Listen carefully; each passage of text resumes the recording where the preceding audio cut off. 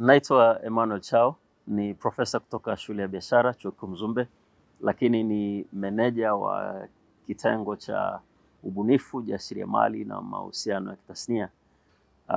Kwa mwaka huu, kwa msimu wa 10, kitengo hichi kinaandaa tukio kubwa kabisa la Chuo Kikuu Mzumbe, linaitwa ni siku ya Mzumbe na kambi ya ujasiriamali. Siku hii ya Mzumbe na kambi ya ujasiriamali ni tukio muhimu sana lenye kubeba maana halisi ya nini Chuo Kikuu Mzumbe kinafanya na namna pia ambapo chuo hiki kinafanyia kazi kauli mbiu yake ya tujifunze kwa maendeleo ya watu. Tuelewe tu kwamba tukio hili linahusisha pia mambo yanayohusiana na ubunifu, ukionyesha kazi za wabunifu kwa upande wa walimu, wanafunzi wetu, wadau mbalimbali na jamii inayotuzunguka. Kwa muda mrefu changamoto ambayo tumekuwa nayo kwenye upande wa wahitimu wetu ni kwamba tunazalisha wahitimu wengi kuliko uwezo wa soko kuweza kuwachukua. Kwa Chuo Kikuu Mzumbe kimekuwa sehemu ya kuwa suluhisho la matatizo haya kwa kuanzisha tukio hili muhimu la siku ya Mzumbe na kambi ya ujasiriamali. Kwa nini ambacho tunategemea tukio hili ambalo linaanza kutokea kati ya tarehe 6, 7 na 8 mwezi wa 5. Kwa siku hizi 3 zinahusisha maonesho, zitahusisha mafunzo mbalimbali, zitahusisha huduma zinazotolewa na Chuo Kikuu Mzumbe kwa maana wataalamu wake pamoja na kuonesha bunifu mbalimbali. Tutapata nafasi pia kupata huduma mbalimbali. Kuna huduma kwa mfano huduma za ushauri wa kibiashara, huduma za afya, huduma za kiteknolojia kwa maana ICT, na tutakuwa pia na siku maalum katika hizi siku 3 za kuweza kuangalia namna ya kuweza kutengeneza ulinzi wa kimifumo ambao ni jambo kubwa sasa hivi katika ulimwengu wa utandawazi.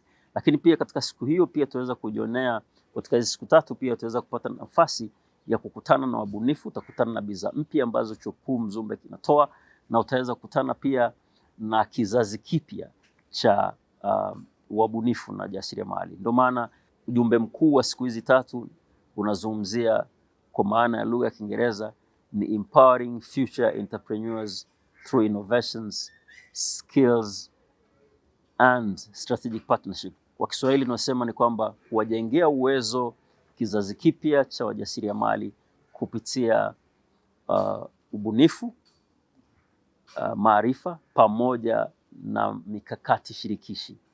Kwa tunategemea kwamba tukio hili sio hatutakuwa tuna matukio rasmi, lakini pia kuna mambo mbalimbali ambayo tunategemea kutokea kwenye tukio hili, na mambo ambayo yale yanayoleta shamra ni pamoja na ushindanishi wa mawazo mbalimbali kutoka kwa wanafunzi na wabunifu.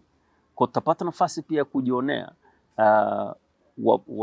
wabunifu ambao chipukizi kwa maana startup entrepreneurs ambao watashindanishwa kupata mawazo yaliyo bora na watajiondokea pia na zawadi mbalimbali kuanzia mshindi wa kwanza mpaka wa 3.